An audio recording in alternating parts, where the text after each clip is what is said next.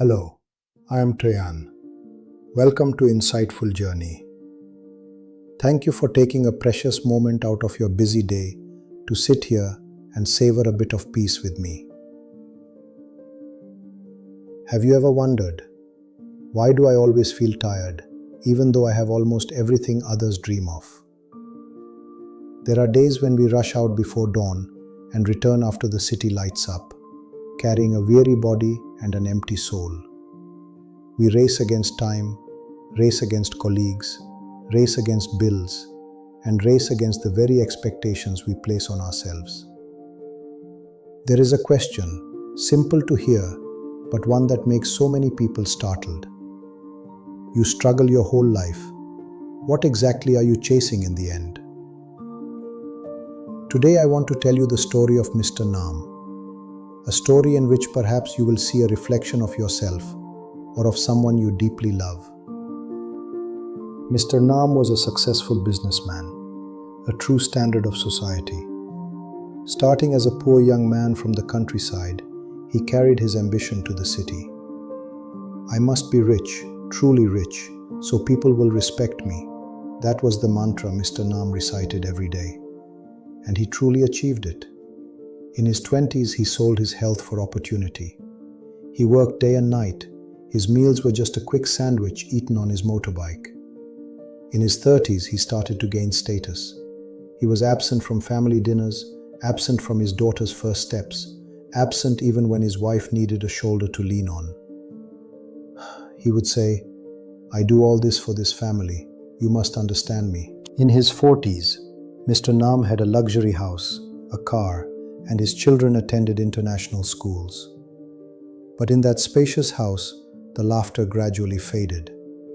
His wife, after so many years of waiting in vain for a shared meal, learned to live alone next to her husband.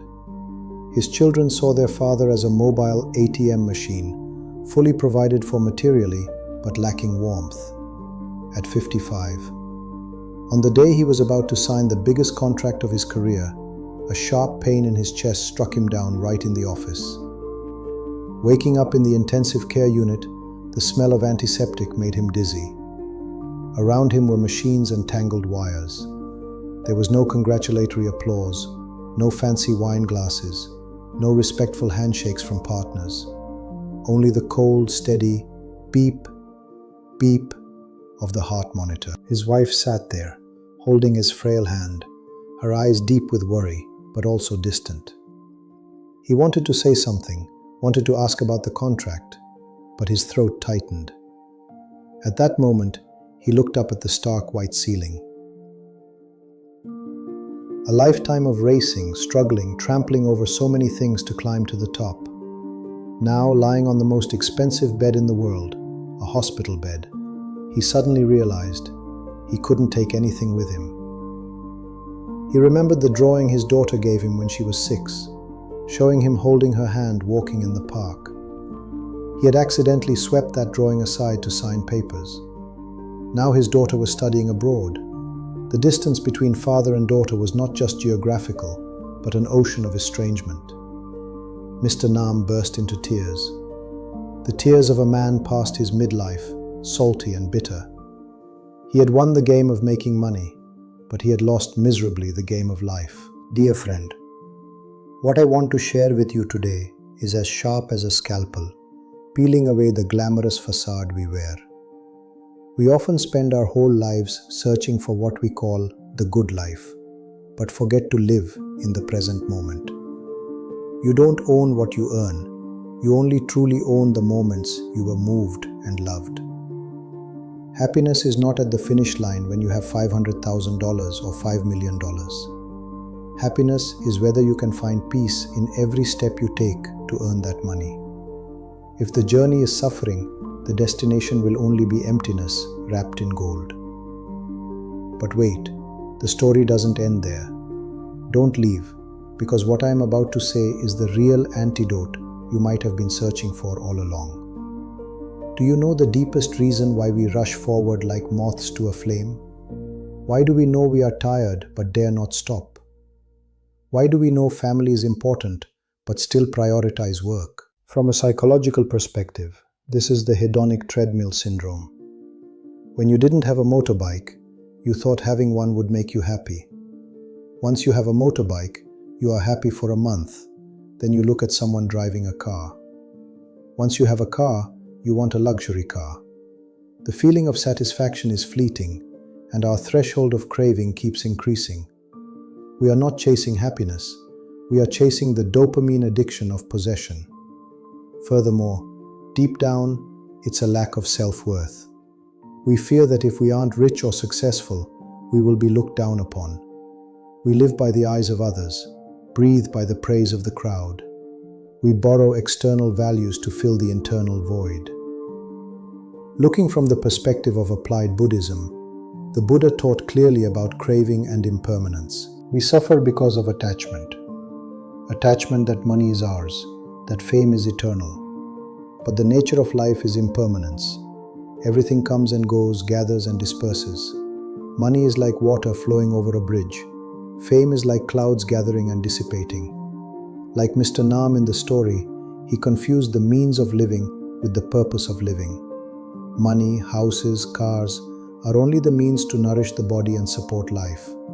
But peace, love, understanding are the ultimate purpose of human life. When we spend 100% of our time on the means and forget the purpose, that's when we lose our way. We work hard to buy a big house, but allow that house to be cold, lacking human warmth. Isn't that a tragic paradox? So what should be done? Is Tuệ An suggesting you quit your job, stop earning money, go back to the countryside to farm? No, that is not the way. We must still live, still be responsible for earning a living. But we need to change our mindset and method. I want to offer you 3 practical, simple keys that can transform your life starting today. First, establish a stopping point in the day. Don't wait until you're hospitalized to rest.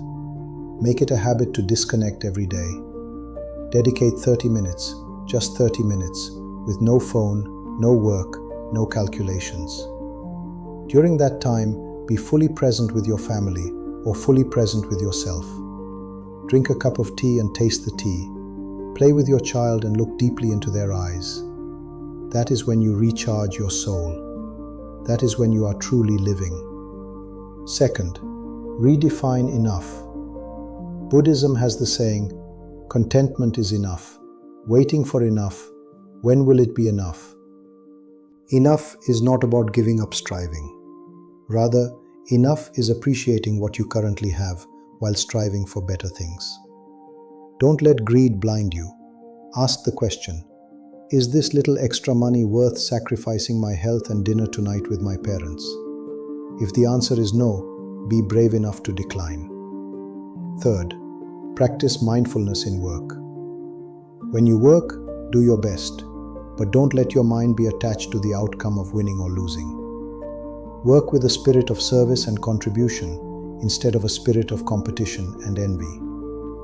When your mind is at peace, your wisdom will be clear, and strangely, success will come naturally and more sustainably. That is the law of karma. Sow the seed of serenity, reap the fruit of success. My friend, this life is like a train journey. Don't be so busy looking at the first class or economy ticket that you forget to look at the beautiful scenery along the way. Don't wait until the train reaches the final station to regret having slept through the entire long journey. Mr. Nam, after his serious illness, completely changed. He sold some of his shares, went home to plant trees, and practiced mindful exercise with his wife. Although he had a little less money, his smile returned. He told me, "Now I truly feel like I am living, Tuệ An. You were born into this world as a unique masterpiece. You were not born to be a money-printing machine. You were born to experience, to love, and to find peace within your own soul. Stop running, start walking. Walk with steady, serene steps." Did today's story touch you? Did it remind you of someone or of yourself during those shaky times? If this video helped lighten your heart a little or helped you realize something important, please leave a like so Tuệ An knows his effort has been worthwhile. And please share your thoughts in the comments section below. A single share from you could be a comfort to someone who happens to read it. If you want us to continue this journey to finding serenity, please hit subscribe. Tuệ An still has many stories to tell you. Remember, I am still here if you need me. Goodbye and see you in the next video.